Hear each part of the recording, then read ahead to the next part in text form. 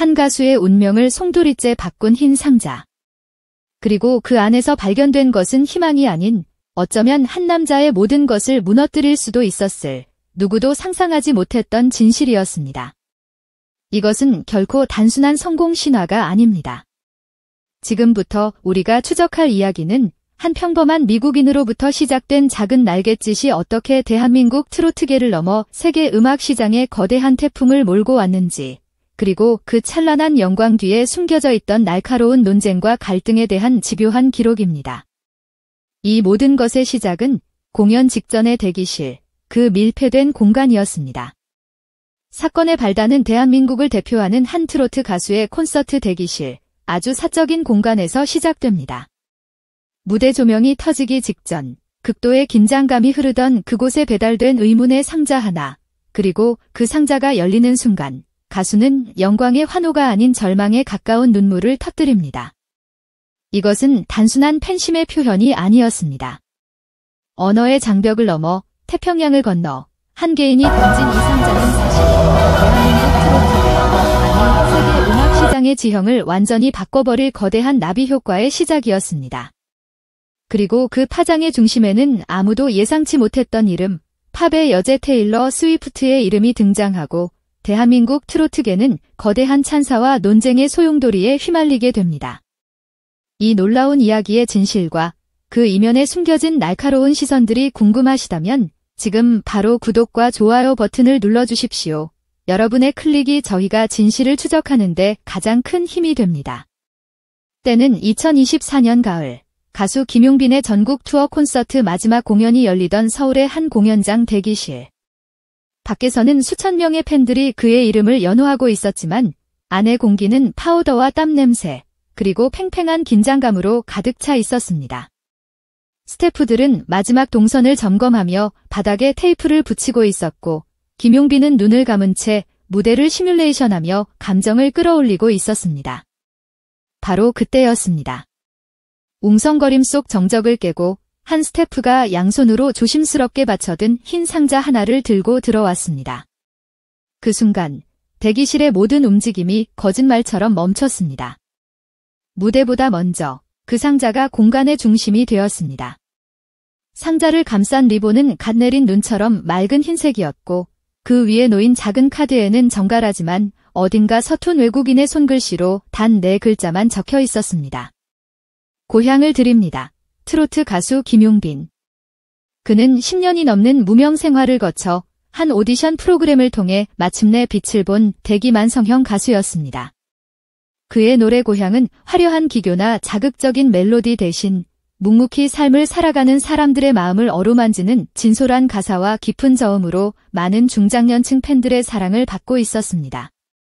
하지만 그의 팬덤은 어디까지나 대한민국, 그것도 특정 연령층에 국한되어 있었습니다. 적어도 이날, 이 상자가 열리기 전까지는 말입니다. 김용빈은 21번 깊게 골랐습니다. 그리고 마치 신성한 의식을 치르듯 천천히 리본을 풀었습니다. 그 짧은 찰나, 대기실에 있던 모든 사람들의 눈빛은 단 하나의 질문을 던지고 있었습니다. 대체 저 안에는 무엇이 들어있는 걸까? 그리고 마침내 뚜껑이 열리는 순간, 그는 두 손으로 얼굴을 가린 채 그대로 주저앉을 뻔했습니다. 어떤 말보다, 어떤 소리보다 눈물이 먼저 흘러내렸습니다. 상자 안에는 상상을 초월하는, 단어로는 도저히 붙잡히지 않는 무언가가 담겨 있었습니다. 가장 먼저 눈에 들어온 것은 층층이 다른 색의 모래가 담겨 무지개처럼 빛나는 유리병이었습니다. 유리병 표면에는 섬세한 금박 필기체로 숫자와 이름들이 새겨져 있었습니다. 알래스카, 하와이, 워싱턴, 텍사스, 뉴욕, 조지아. 미국의 50개 주 이름이 하나하나 손으로 새겨져 있었습니다. 그리고 병의 입구에 달린 작은 금속판에는 이런 문장이 적혀 있었습니다. 당신의 노래는 우리 모두의 집이었습니다. 그 옆에는 손바닥보다 작은 검은 상자가 놓여 있었습니다. 김용빈이 떨리는 손으로 그 상자를 열자 자그마한 빔 프로젝터가 고개를 내밀었고 대기실의 하얀 벽이 갑자기 살아 움직이기 시작했습니다. 거짓말처럼 미국의 모든 풍경이 그 작은 대기실 벽면에 한 번에 펼쳐졌습니다. 소방관, 간호사, 주유소 직원, 농부, 학생. 그들은 직접 쓴 팻말을 들고 있었습니다. 당신의 노래가 우리를 집으로 데려왔어요. 그리고 그 모든 영상의 배경으로 바로 김용빈의 목소리로 고향의 첫 소절이 흘러나왔습니다. 대기실 스피커에서 그 익숙한 멜로디가 울려 퍼지는 순간 김용빈의 어깨는 더 이상 감출 수 없이 크게 떨렸습니다. 프로젝터가 꺼지고 그 자리에 마지막 작은 상자 하나가 모습을 드러냈습니다. 마이크였습니다. 그러나 헤드의 그릴은 은빛으로 영롱하게 반짝였고 그 표면에는 바늘로 새긴 것처럼 아주 촘촘한 점들이 은하수처럼 빽빽하게 박혀 있었습니다. 미국 전역에서 모인 1000개의 이름과 짧은 인사였습니다. 그가 마이크를 손에 쥐자 금속의 차가움이 아니라 수많은 사람들의 체온이 고스란히 전해지는 듯 했습니다. 손잡이 아랫부분에 작은 스위치를 올리자 고맙습니다라는 한마디가 수백 가지의 다른 억양과 속도로 이어졌습니다. 아이의 맑은 목소리, 노인의 느린 발음, 응급실 근무자의 바쁜 숨소리. 수백 개의 고맙습니다가 겹쳐져 하나의 거대한 코러스를 만들었고 그 합창은 어느새 무대를 넘어선 간절한 기도로 바뀌어 대기실을 가득 채웠습니다. 그 순간 김용빈은 아이처럼 울었습니다. 이 경이로운 프로젝트의 주동자는 뉴멕시코주 엘버커키에 사는 32세의 응급구조사 로라 미첼이었습니다. 그녀는 케이팝 팬도 한국 드라마 애청자도 아니었습니다. 모든 것은 어느 날의 지옥 같은 야간 근무 중에 시작되었습니다. 동료의 차에서 우연히 들려온 낯선 언어의 노래. 해석도 자막도 없었지만 그 노래는 번개처럼 그녀의 마음에 와서 박혔습니다. 누군가의 지친 어깨를 말없이 다독이는 듯한 음색. 그녀는 그 노래가 김용빈의 고향이라는 것을 나중에야 알게 되었습니다. 언어를 몰라도 이 노래는 분명히 자신을 살리고 있었습니다. 그래서 결심했습니다. 이 고마움을 어떻게든 전해야겠다고. 그녀는 상자에 미국의 고향을 모아 보내기로 했습니다. 동료 소방관에게 부탁해 모래주머니에서 한 줌, 휴가 때 찾아간 국립공원에서 한 줌 그렇게 50개주의 모래를 모으고 친구의 친구에게까지 이메일을 보내 고맙습니다라는 음성을 녹음해달라고 부탁했습니다. 무모해 보였던 이 프로젝트는 기적처럼 1000개가 넘는 목소리를 모았고 마침내 서울의 한 공연장 대기실에 도착한 것입니다. 사건은 한 스태프가 몰래 찍어 올린 짧은 영상 하나로 세상에 알려졌습니다. 샵사인 홈퍼용빈, 샵사인 호미제이송이라는 해시태그가 생성되었고 전 세계의 타임라인이 들끓기 시작했습니다. 그런데 바로 이 지점에서 누구도 예상치 못했던 현상이 미국 소셜미디어에서 폭발적으로 일어나기 시작했습니다. 바로 현존하는 팝의 여제, 테일러 스위프트와의 비교였습니다. 뉴욕타임즈의 객원 칼럼니스트인 제나 마틴은 자신의 X 계정에 이렇게 썼습니다. 테일러 스위프트가 가사를 통해 팬들의 삶에 깊숙이 파고들어 스위프티라는 강력한 공동체를 만들었다면 김용빈은 언어를 초월한 감정의 공명을 통해 그와 비슷한, 어쩌면 더 원초적인 유대를 형성하고 있다. 그의 팬들은 가사를 해석하는 것을 넘어 그의 목소리가 주는 위안 그 자체를 자신의 고향으로 삼는다. 이 글은 순식간에 수만 번 리트윗되었고 논쟁에 불을 붙였습니다. 대중문화 평론가 김성민은 이렇게 말합니다. 트로트는 본래 한의 정서를 기반으로 합니다. 기쁨보다는 슬픔, 환희보다는 애환을 노래하죠. 김용빈의 목소리에는 바로 그 한국적인 한이 아주 깊게 배어 있습니다.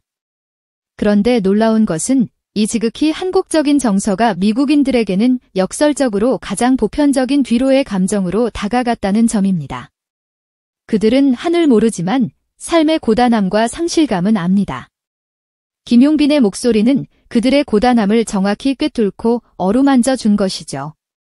테일러 스위프트가 10대 소녀의 성장통을 가장 잘 대변하는 아티스트라면 김용빈은 국적을 불문하고 묵묵히 하루를 버텨내는 어른들의 마음을 가장 잘 대변하는 목소리가 된 것입니다.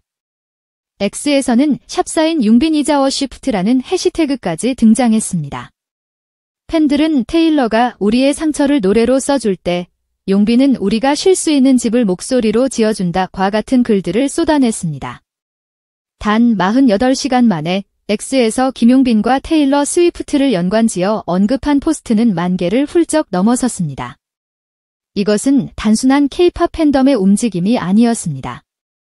주류 팝 시장의 리스너들과 평론가들이 자발적으로 만들어낸 거대한 담론이었습니다.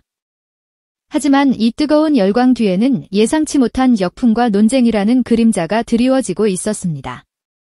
이른바 정통 트로트 팬들과 일부 보수적인 평론가들 사이에서 볼멘 소리가 터져나오기 시작한 것입니다. 한 원로 트로트 작곡가는 언론 인터뷰에서 이렇게 말했습니다. 김용빈 씨의 성공은 축하할 일이지만 이것을 트로트의 성공이라고 보기는 어렵습니다. 그의 음악은 트로트의 구성진 꺾기나 해학적인 멋보다는 팝발라드에 가깝습니다. 지금의 현상은 음악성보다는 SNS 바이럴에 기댄 거품 현상일 뿐 트로트의 본질과는 거리가 멉니다. 인터넷 커뮤니티에서는 외국인들이 뽕짝을 뭘 알겠냐, 결국 트로트도 K-팝 아이돌처럼 변질되는 것 아니냐는 식의 비아냥 섞인 우려가 쏟아졌습니다.